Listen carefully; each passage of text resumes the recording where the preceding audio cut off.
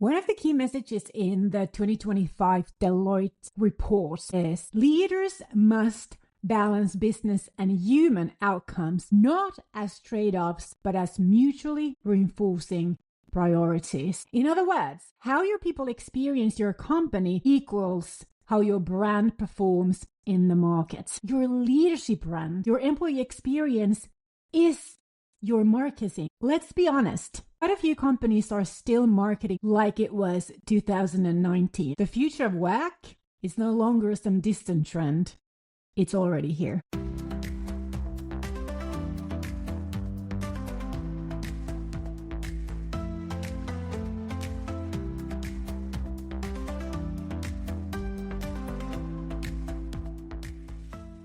Welcome to episode 200. I can't believe we're on episode 200 already.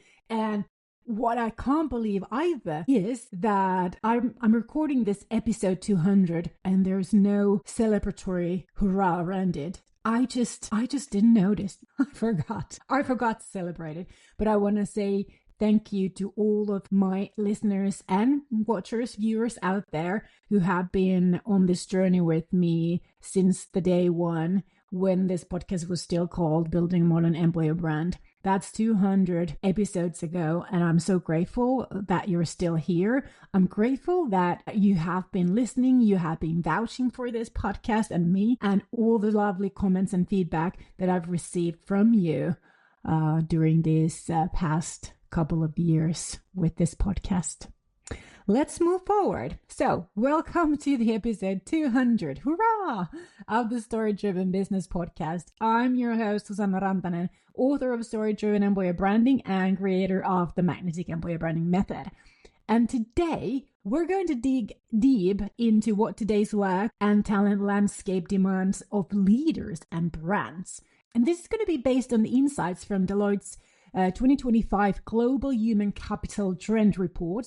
We'll talk about why your old marketing playbook isn't just outdated, it's actually holding you back. Then I'm going to show you how story-driven employer branding and specifically the Magnetic Employer Branding Method can help leaders thrive in this new era. Because here's the truth, if you keep marketing, branding, and leading like it's 2019, you will lose talent, trust, and relevance very fast. So let's dive in.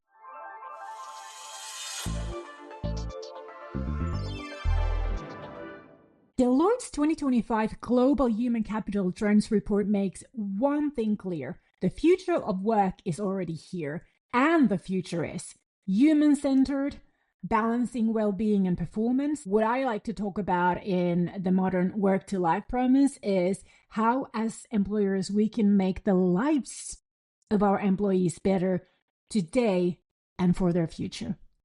It's AI augmented, redefining roles, skills, and leaderships with the generative AI is happening already today. It's not the future of work anymore. It's here. It's the tool. I use it daily as well. Emotionally complex. As people seek purpose, meaning, and belonging, when the emotions are integrated in our life at work and outside the work, we need to be more empathetic as leaders. And this is something that I've been waiting to arrive to work life, the emotional aspect. And then it's narrative driven, where stories shape culture and behavior more than policies and procedures do. One of the report's key findings is that leaders must balance business and human outcomes, not as trade-offs, but as mutually reinforcing priorities. In other words, how your people experience your company equals how your brand performs in the market. Now, here's what I see many organizations doing still today. CEOs are very silent on culture, on the business, very silent in general in their key media. Talent campaigns feel corporate and staged. They are like advertisements, and not even from 2019, but like way earlier than that. Values on the wall are not reflected in those lived experiences. Marketing and HR are still operating silos.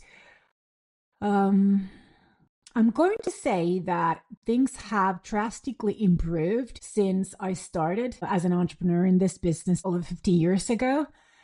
But still today, we are struggling with marketing, not understanding employer branding, but wanting to take over employer branding. Too many companies are chasing awareness when they should be building affinity.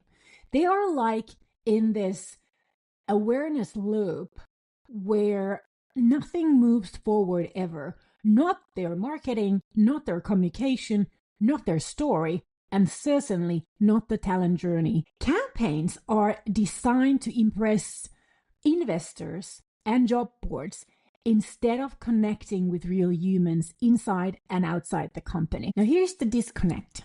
CEOs obviously want to scale faster, want to grow faster. HR wants to attract top talent like team leaders do too, and marketing wants visibility. But then they're using old tactics such as generic EVB campaigns, culture, slogans that don't match lived experiences, and creating talent videos that look like glossy ads. And I mean, if you think realistically, do you love advertisements? Those that are taking your space, your attention, your feed? I think you're not. So why do you think that your talent audiences do?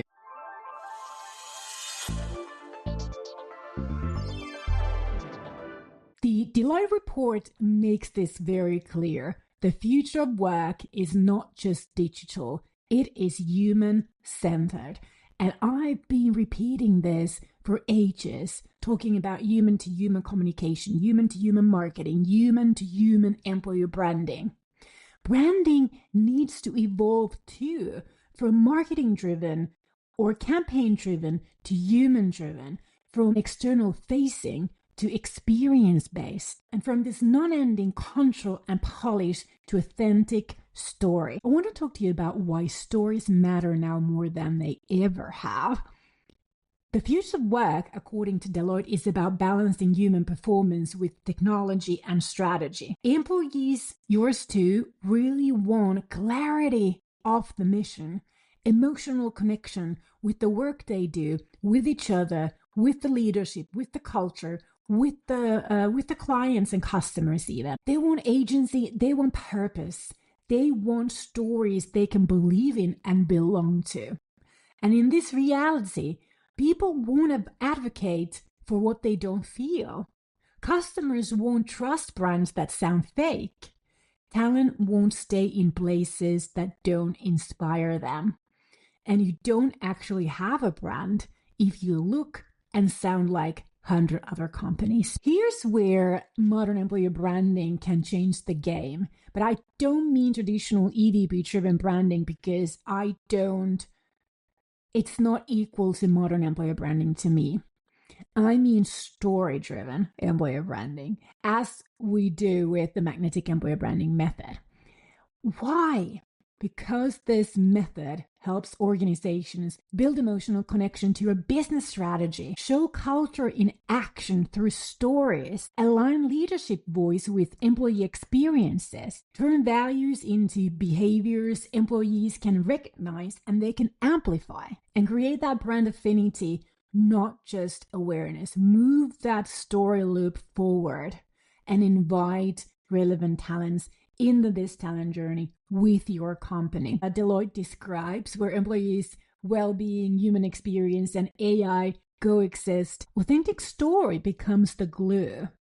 It's what allows employees to understand change and see their place in the future, connect emotionally with the mission, and advocate for the brand, not because they're told to, but because they want to, because they believe in it, because it has become their mission. When organizations continue marketing like it's 2019, here's what happens. Talent disagrees because they can't see how leadership vision connects to their day-to-day. Top candidates walk away because brand stories feel generic, inauthentic, and irrelevant. And I wouldn't even use the word brand there then. A brand only exists if it generates emotions, feelings, about the object of the brand or the subject of the brand. Leaders lose trust because employees hear slogans but experience disconnect, and brand perception stagnates because policed campaigns don't reflect human reality. So what this leads to is obviously business performance suffering. In 2025 and beyond, human outcomes and business outcomes are intertwined. You need to make sure that the people who are actually crafting and delivering and creating and innovating your business mission and purpose, that's your people, that they are intertwined with your business strategy. And the story is the bridge.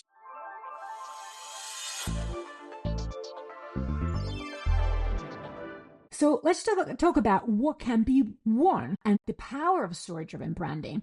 So when companies embrace the shift and adopt story-driven employer branding, here's what is possible. First of all, employees feel connected to the strategy emotionally, not just intellectually. Culture becomes visible inside and outside the company. Leadership voice builds trust and alignment. People advocate for the brand organically, creating that magnetism in the market. Talent retention improves because employees feel that they belong. Innovation rises because aligned, trusted cultures empower that contribution. Customer trust grows because brands feel real, human, and consistent. And they also evoke those feelings in the customers because, surprise, they are human too. Ultimately, business performance improves because alignment drives those business results.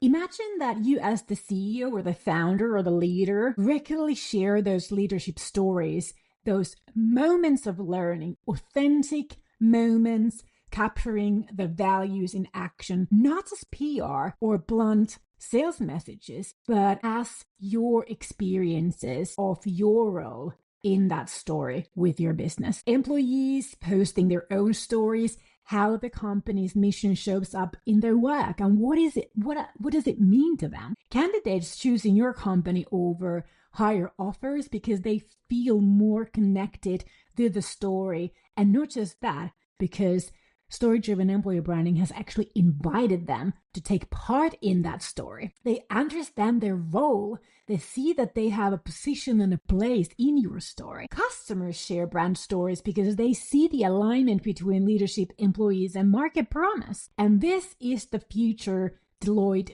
describes: a world where story is leadership and brand is culture in action. What does this shift require from leaders? Now, if you are a CEO, founder, or CMO, or CHR listening, here's what needs to change. Stop thinking of branding as campaigns. Start seeing it as your culture in action, like it was a document. Stop separating leadership voice from branding, because the CEO must be the chief storyteller. Stop outsourcing culture to HR. It's a leadership discipline where HR is the product owner, keeping you accountable for that leadership discipline. And stop chasing awareness, build affinity. Learn to evoke emotions in people. Show your empathy. Show your own emotions. That's how people can connect and see that those emotions are okay in the workplace. And stop telling people what your company values are. Show them, live them, and expect them to live it too. One of the key messages in the 2025 Deloitte report was that leaders must balance business and human outcomes, not as trade-offs, but as mutually reinforcing priorities. I want to keep repeating this because this is what's happening right now. In other words, how your people experience your company equals how your brand performs in the market. Your employer brand is your leadership culture and your leadership brand. Your employee experience is your marketing. So here are some practical steps for CEOs and founders and chief this and that, how to start with this.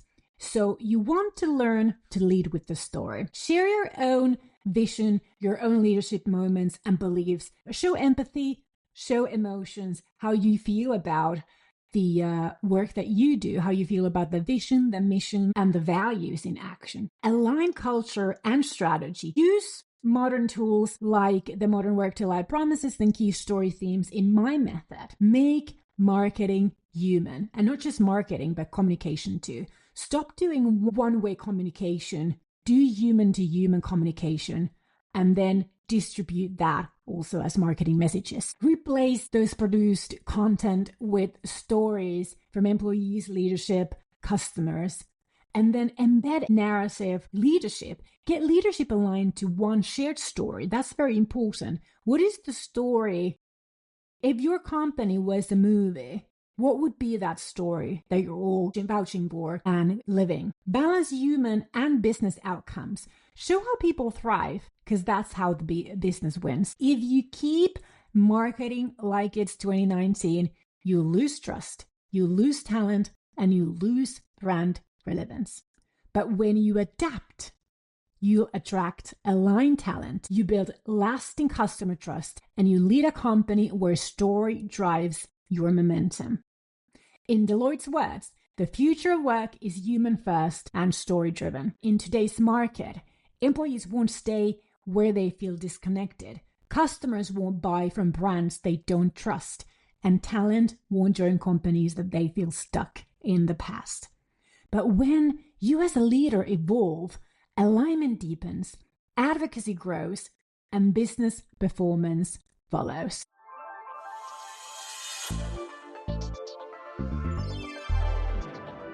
Let's talk about the key takeaways from this episode. The future of work is here, and it's human-centered. Old marketing won't build trust or relevance. You have to change and adapt to how people are expected to be communicated to in 2025 and beyond. Storytelling is now a leadership discipline. Story-driven employer branding aligns culture, leadership, and market. Brand affinity equals business ROI, driving real business outcomes. The time to shift your brand strategy is now. Your decision on the next steps will impact all of your human stakeholders, the people you employ, who've been chosen to lead your people and business, and those who you want to buy from your business. If you want your company to thrive in the future of work, you must market and lead for the world we live in now. That world isn't built on slogans, it's built on story. If you want to learn how to lead with story, you really must get my book, Story-Driven Employer Branding. It's available on Amazon as well as storydrivenemployerbranding.com. My name is Susanna Rantanen, and this is Story-Driven Business Podcast. Until next time, keep leading with story.